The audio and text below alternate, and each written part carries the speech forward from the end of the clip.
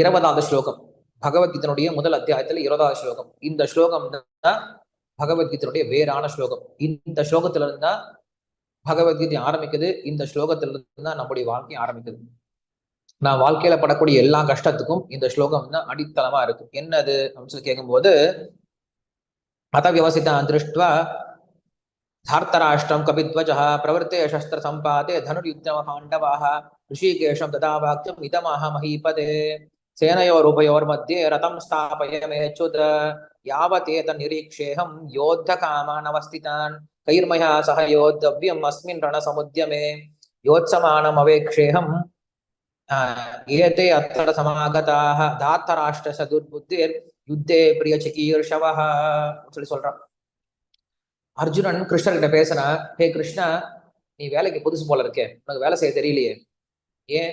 ஏன்னா உண்மையில சாரதி என்ன தெரியாம பண்ணிருக்கணும், என்னுடைய ரதத்தை கொண்டு போயிட்டு நடுவில் நிறுத்தி இருக்கணும். என்ன பண்ணிருக்கேன், எங்கேயோ கொண்டு போய் மூலையில் நிறுத்திருக்கேன், எனக்கு என்ன பயமா, கொண்டு போய் நிறுத்துப்பா.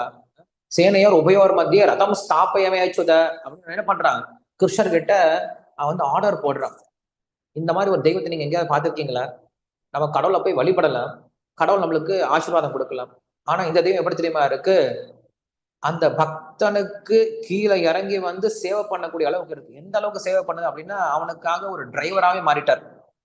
கிருஷ்ணர் என்னதான் சேவை பண்ணல, பக்தர்களுக்கு டிரைவர், அவருக்கு போருக்கு சாரதியா மாறி இருக்காரு, அவங்களுக்கு தூதுவனா மாறி இருக்காரு.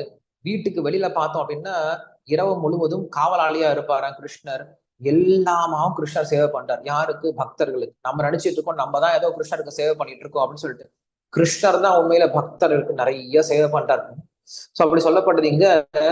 அந்த கிருஷ்ணர் என்ன பண்ணார் அப்படின்னா, கிருஷ்ணர் சொல்றான் அர்ஜுனன், ஹே கிருஷ்ணா, கொண்டு போய் என் சேனைக்கு நடுவில், 2 சேனைக்கு நடுவில் என்ன பண்ண, என்னோட ரதத்தை நிறுத்து அப்படின்னு சொல்லி சொல்றான். என்னப்பா, என்ன விஷயம், என்ன பார்க்க போற அப்படின்னா, நான் என்னோட சண்டை போட யாரெல்லாம் வந்திருக்காங்கன்னு பார்க்க போறேன். என்னுடைய சண்டையை நான் எப்படி ஆரம்பிக்கணும்னு சொல்லி பார்க்க போறேன். நான் யாரு கூடலாம் சண்டை போடணும்னு சொல்லி பார்க்க போறேன். யாரெல்லாம் ஏன் கூட சண்டை போட தகுதியானவர்கள் பார்க்க போறேன் அப்படின்னு என்ன பண்றாங்க, கிருஷ்ணர் கிட்ட பேசுறாங்க. இதெல்லாம் எல்லா பிரச்சனையும் ஆரம்பிக்குது. என்ன பிரச்சனை?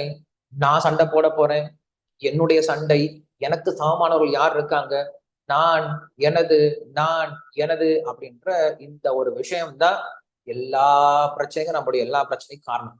இது நம்ம போக போக புரிஞ்சுப்போம். சோ இங்க வந்து கிருஷ்ணருக்கு அச்சுதா அப்படின்ற பேரை சொல்லி கூப்பிடுறான். அச்சுதன்னா யாருன்னு தெரியுமா அர்த்தம்? யார் ஒருவன் கைவிடவே மாட்டானோ அவனுக்கு பேர் அச்சுதன். யாரை கைவிட மாட்டான்? பக்தர்களை கைவிடவே மாட்டானா, அதனால அவனுக்கு கிருஷ்ணருக்கு பேரு அச்சுத அப்படின்னு சொல்லி சொல்றாரு.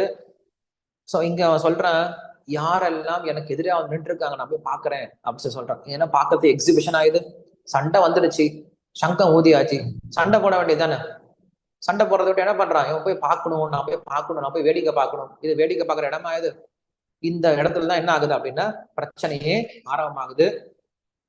சோ அர்ஜுனன் சொன்ன உடனே என்ன பண்றான், கிருஷ்ணர் கொண்டு போயிட்டு அங்க ரதத்தை நிறுத்திட்டாரு.